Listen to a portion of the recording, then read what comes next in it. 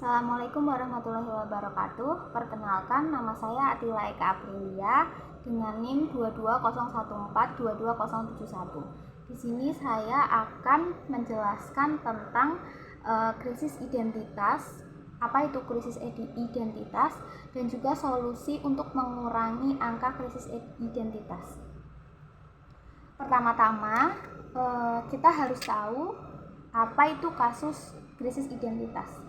Kasus krisis identitas yang terjadi di dunia pendidikan di Indonesia bisa dilihat dari fenomena bullying yang sering terjadi di sekolah. Bullying seringkali mencerminkan adanya konflik identitas di kalangan siswa, baik dari sisi pelaku maupun korban. Contohnya, dulu saat saya SMA, saya mempunyai teman bernama Tia. Dia berasal dari sekolah daerah terpencil di Indonesia, yaitu kota saya Kebumen.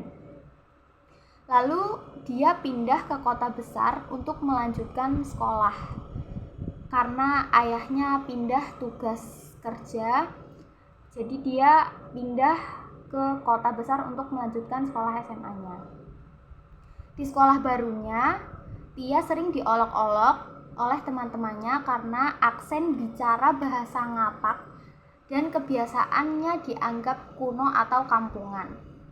Tia merasa tertekan dan malu dengan identitas budayanya sendiri, sehingga ia berusaha mengubah penampilan dan perilakunya agar bisa diterima oleh teman-temannya di kota besar. Akibatnya, Tia mengalami krisis identitas, kehilangan rasa bangga terhadap budaya aslinya yaitu bahasa ngapak, dan merasa terasing di lingkungan sekolah maupun di rumah.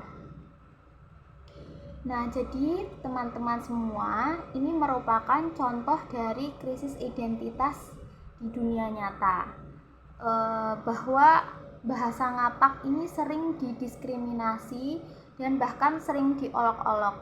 Padahal bahasa ngapak adalah bahasa yang harus dilestarikan. Bagaimana solusi untuk mengurangi angka krisis identitas seperti contoh dari kisah Tia tersebut? Pertama, kita harus mengembangkan keterampilan sosial agar kita bisa diterima di lingkungan sekolah maupun di rumah.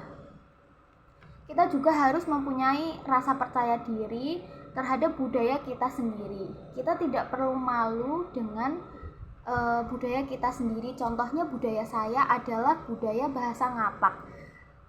Di Semarang pun saya bertemu dengan teman-teman yang merasa aneh dengan bahasa saya. Tapi saya tidak pernah malu untuk berbicara dengan bahasa ngapak, karena bahasa ngapak adalah identitas saya sebagai orang Kebumen, yang dimana bahasa ngapak sudah menjadi budaya dan bahasa sehari-hari yang seharusnya dilestarikan dan tidak boleh dihilangkan. Bahkan aksen bahasa ngapak itu sangat khas, jadi menurut saya itu harus dilestarikan.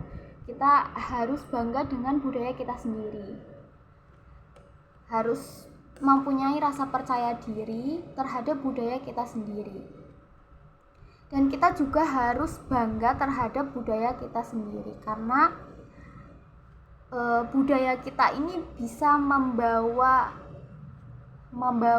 kita ke lingkungan yang baik, dan juga budaya kita sudah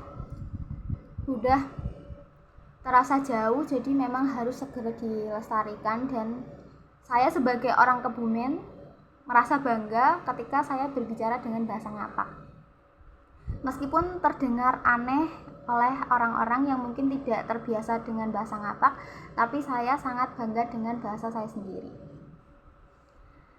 Jadi seperti itu, sekian yang bisa saya sampaikan. Terima kasih untuk teman-teman. Jangan lupa untuk melestarikan budaya kalian dan tidak perlu merasa malu, karena budaya kita adalah identitas kita. Jadi Kita tidak perlu malu dan kita harus bangga terhadap budaya kita sendiri. Terima kasih. Wassalamualaikum warahmatullahi wabarakatuh.